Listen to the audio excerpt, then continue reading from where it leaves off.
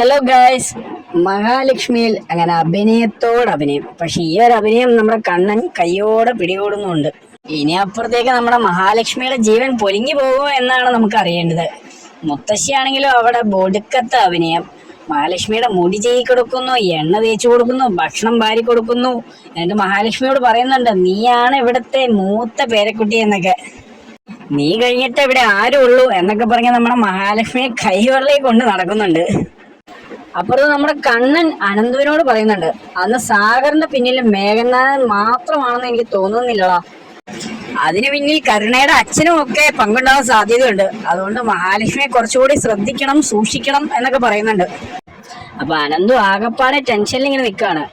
അപ്പൊ നമ്മുടെ പ്രതാപനും മുത്തശ്ശിയൊക്കെ കൂടി മഹാലക്ഷ്മിയുടെ അവസാനത്തെ അത്താഴെന്നൊക്കെ പറഞ്ഞ് മഹാലക്ഷ്മിക്ക് ഭക്ഷണം വായിലൊക്കെ വെച്ച് കൊടുക്കുന്നുണ്ട്. അപ്പൊ ഇതൊക്കെ കണ്ട് ചിരിച്ചോണ്ട് നമ്മുടെ കരുണ മനസ്സിൽ പറയുന്നുണ്ട്, കഴിച്ചോ, ഇത് നിന്റെ അവസാനത്തെ ഭക്ഷണം ഏതെന്നൊക്കെ. ഇനിയിപ്പോ ഭക്ഷണത്തിൽ വല്ല വിഷമോ മറ്റോ ചേർത്തിട്ടുണ്ടോ എന്നൊക്കെയാണ് നമുക്കറിയേണ്ടത്. ഇനി എന്തൊക്കെയായിരിക്കും അവിടെ കൊടും ക്രൂരതകൾ നടക്കാൻ പോകുന്നത്, എന്തായാലും നമുക്ക് കാത്തിരുന്ന് കാണാം. ഇനി ചിലപ്പോൾ അത് തിരിച്ച് നമ്മുടെ കരുണയ്ക്ക് തന്നെ പണി കിട്ടാം. കാരണം മഹാലക്ഷ്മിയുടെ കൂടെയുള്ളത് നമ്മുടെ അയ്യപ്പസ്വാമി ആണല്ലോ. അങ്ങനെ ഇങ്ങനെയൊന്നും നമ്മുടെ മഹാലക്ഷ്മിക്ക് ഒരു അപകടം വരുത്താൻ അയ്യപ്പസ്വാമി സമ്മതിക്കുമെന്ന് എനിക്ക് തോന്നുന്നില്ല. എന്തായാലും നമുക്ക് കാത്തിരുന്ന് കാണാം.